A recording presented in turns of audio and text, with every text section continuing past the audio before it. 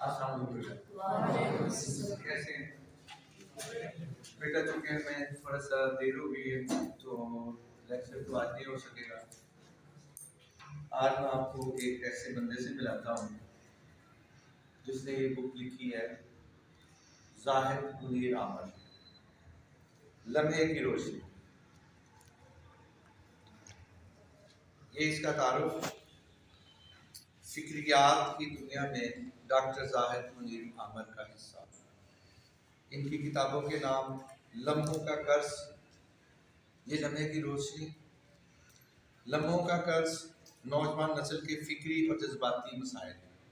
آپ لوگوں کے جو فکری اور جذباتی مسائل ہیں ان پہ سیرا گفتگو کی گئی ہے۔ پھر یہ کب لکھی ہے اس نے؟ 1989۔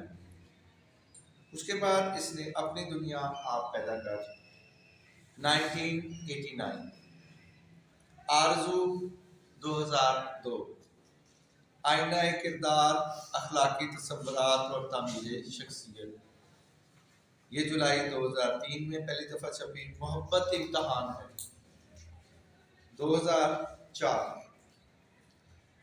طلب کے لمحے، مشاہیر کے دورے طالب علمی 2020۔ ڈاکٹر زاہد منیر عامر صاحب کو آپ لوگ مختلف حوالوں سے جانتے ہیں۔ پنجاب یونیورسٹی میں اورنٹیل کالج میں شعبہ اردو کے سربراہ ہیں، کافی عرصے سے اس سیٹ پر اپنے فرائض سر انجام دے رہے ہیں۔ بہت اچھے استاد، بہت اچھے مفکر، بہت اچھے محقق۔ گورنمنٹ کالج سرگودا میں ایک اضافی بات کر دوں کہ گورنمنٹ کالج سرگودا میں 1988 میں ایک کانوکیشن ہوا۔ کانوکیشن کا مطلب یہ ہوتا ہے کہ گریجویٹ پاس ہوتے ہیں ان کو ڈگریاں ملتی ہیں، جیسے گورنمنٹ کالج لاہور کا ہوتا ہے، پنجاب یونیورسٹی کا ہوتا ہے، مختلف اداروں کا۔ جب وہ پاس آؤٹ ہوتے ہیں تو وہ ایک فنکشن کیا جاتا ہے تمام اساتذہ اکرام۔ تو میرے لیے ایک 88 یا 87 کی بات ہے، 87 کی بات ہے، آئی تھنک 87 بالکل۔ 86 میں میں داخل ہوا فرسٹ ایئر میں، اور 86 بھی 7 بھی نہیں، 86 کی بات ہے، مجھے آہستہ آہستہ چیز یاد آتی جا رہی ہے۔ 86 میں صاحبزادہ عبدالرسول صاحب وہاں کے پہلے پرنسپل تھے، وہ وہاں چلے گئے ڈائریکٹر ایجوکیشن بن کے سرگودا ڈویژن کے، اور عبدالحمید چودھری صاحب وہاں پرنسپل بنے۔ ان کے دور کا جو پہلا کام تھا وہ وہاں کانوکیشن کا ہونا تھا۔ وہاں دو بندوں کو دیکھ کے میں حیران رہ گیا۔ سب نے کالے گاؤن پہنے ہوئے اور اوپر کالی ٹوپی پہنی ہوئی، اور دو بندوں نے لال رنگ کا گاؤن پہنا ہوا اور لال رنگ کی کیپ پہنی ہوئی۔ وہ عجیب ہی لگ رہے تھے، جیسے دولہے ہوتے ہیں، دلہنیں ہوتی ہیں۔ مجھے بڑا اچھا لگا، چمنا لگا۔ وہ آپ کو اندازہ ہے کہ جو گاؤن پہنتے ہیں سرخ رنگ کا، وہ کیا ہوتا ہے؟ وہ جو پی ایچ ڈی لوگ ہوتے ہیں نا، جو پی ایچ ڈی ہوتے ہیں وہ لوگ لال رنگ کا پہنتے ہیں۔ جو آگے ڈیلکس جنہوں نے کیا ہوتا ہے وہ شاید وہ بھی لال ہی پہنتے ہیں، یا نیلے رنگ کا کر لیتے ہیں۔ مختلف کلرز سلیکٹ کیے ہوئے، ایم اے تک کے لیے کالے کلر کا گاؤن پہنا جاتا ہے اس طرح کے کانوکیشنز میں۔ دیکھا کبھی آپ لوگوں نے کانوکیشن؟ کس نے دیکھا؟ ویڈیوز میں دیکھا، ٹھیک ہے، شاباش۔ تو اس میں میں بڑا حیران ہوا ان دو بندوں کے بارے میں جنہوں نے پی ایچ ڈی کی ہوئی تھی۔ اس کے بارے میں تعارف کروایا گیا، اس کو رول آف آنر ملا گورنمنٹ کالج سرگودا کا 86 کا۔ 86 میں میں فرسٹ ایئر میں تھا اور یہ گریجویشن میں تھے، فورتھ ایئر میں تھے۔ تو اب یہ پنجاب یونیورسٹی میں پروفیسر ہیں، فل پروفیسر ہیں، 20ویں گریڈ میں یا 21ویں گریڈ میں، آئی ڈونٹ نو، 20 میں یا 21ویں میں وہ فل پروفیسر ہیں۔ میری ہم عمر ہے، لیکن مطلب یہ کہ اللہ تعالیٰ نے ان کو نوازا۔ ان کے بارے میں جو بات کی گئی تھی وہ یہ تھی کہ جب چیف گیسٹ آیا تو اس نے کہا جی کہ یہ بچہ داخل ہوا، صاحب رسول صاحب اس وقت پرنسپل تھے، جب وہ داخل ہوا تھا فرسٹ ایئر میں اس سے 4 سال پہلے، تو کہا جی میں نے اس سے پوچھا کہ آپ بڑے ہو کے کیا بنو گے، تو کہتے ہیں جی کہ میں بڑے ہو کے محقق بنوں گا، ریسرچر بنوں گا۔ آپ میں سے کتنے بچوں کو محقق کا معنی آتا ہے؟ کسی کو محقق کا معنی آتا ہے؟ انہوں نے کہا جس عمر میں بچوں کو محقق کا معنی نہیں آتا، محقق کا مطلب ہوتا ہے تحقیق کرنے والا، ریسرچ کرنے والا، پڑھنے والا، بہت زیادہ پڑھ کے اس میں ریسرچ کرنے والا، اس میں تحقیق کرنے والا ہے، وہ محقق کہا جاتا ہے۔ تو انہوں نے کہا جس عمر میں لوگوں کو محقق کا معنی نہیں آتا، وہ کہتے ہیں جی بڑا ہو کے میں محقق بنوں گا۔ آپ لوگ بھی ہیں نا، ہم نے اسلام پڑھنا ہے، ہم نے دین پڑھنا ہے، تو انہوں نے اپنی امی جی کے نام یہ کتاب لکھی ہے۔ تو یہ لکھتے ہیں جس طرح وہ تمام اشیاء جن سے بچپن میں ہماری وابستگی رہی ہو ہمیں بہت عزیز ہوتی ہیں، اسی طرح اپنے دور طالب علمی کی یہ تحریریں بھی مجھے عزیز ہیں۔ گو اس پر بہت زمانہ تو نہیں بیتا، لیکن یہ ان دنوں کی بات ہے جب میں گورنمنٹ کالج سرگودا میں BA کا طالب علم تھا۔ یاد آیا آپ کو بھی میں تذکرہ کر رہا تھا؟ اس وقت ان کا تذکرہ کیا گیا کہ یہ شخص جس کو رول آف آنر دیا جا رہا ہے ڈاکٹر، اس وقت تو زاہد منیر احمد، اب ڈاکٹر زاہد منیر احمد پروفیسر، کہتے جی میں BA کا طالب علم تھا، مجھے اپنے مطالعے کے لیے ایسی کتابوں کی تلاش رہتی تھی جو میرے ان دنوں کے مسائل و معاملات پر میری رہنمائی کر سکے۔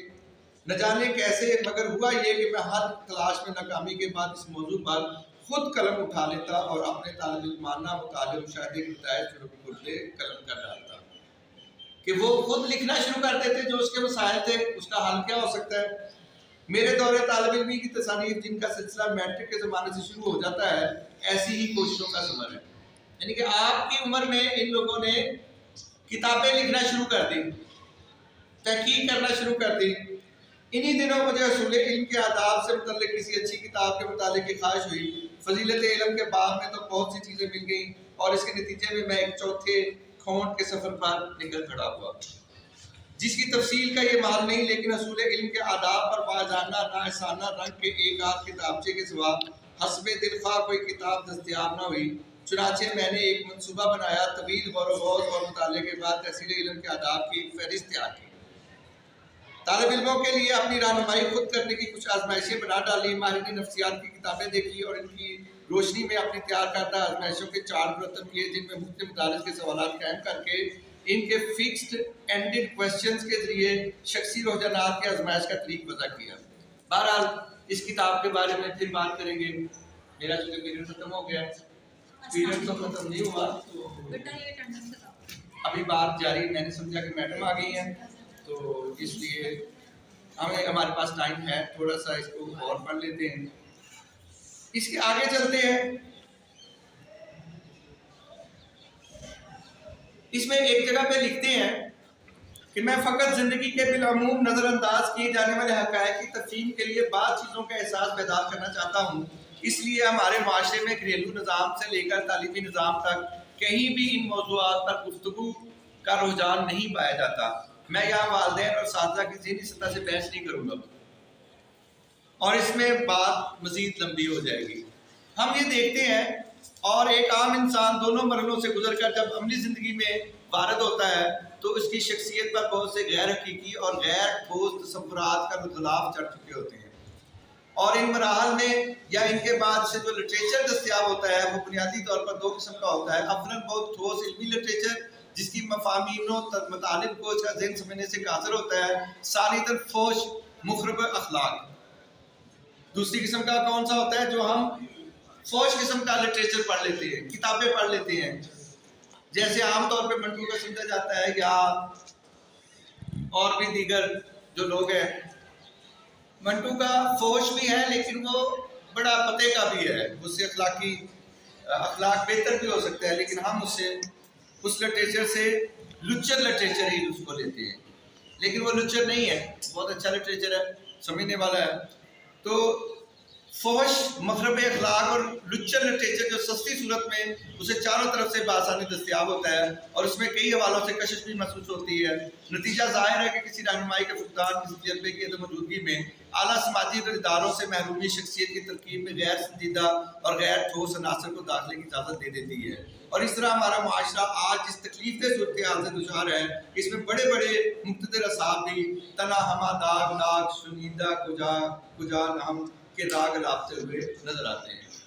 ये जो किताब है ना बेटा, अब मैं आपको इसका निचोड़ देने लगा हूँ कि आमतौर पर जिंदगी के 10 हिस्से किए जाए तो हर हिस्से के बाद अपनी मोहब्बतों चाहतों के तब्दील होने के साथ साथ और अपनी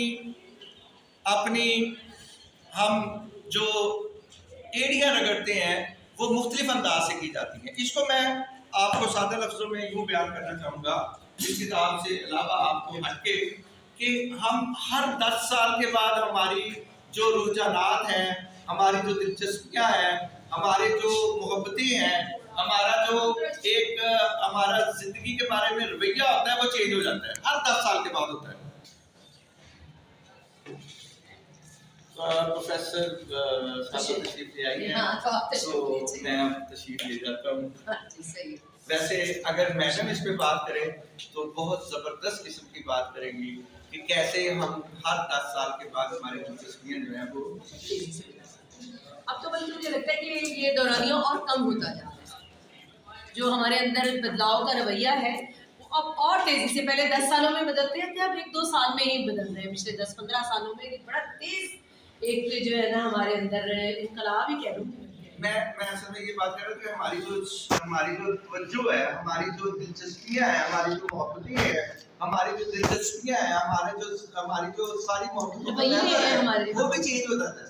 यानी कि आज से 10 साल पहले आप लोग कुछ और चाहते थे, अब 10 साल के बाद आप कुछ और चाहेंगे और अगले 10-15 सालों में आप कहेंगे वो सारी अहमकाना बंद है, उसमें तो कुछ था ही नहीं जो इसके पीछे हम भागते जा रहे हैं। चलिए जी, टेक आउट करिए। बहुत शुक्रिया मैम। अब निकालें जल्दी किताब, फटाफट कॉपी।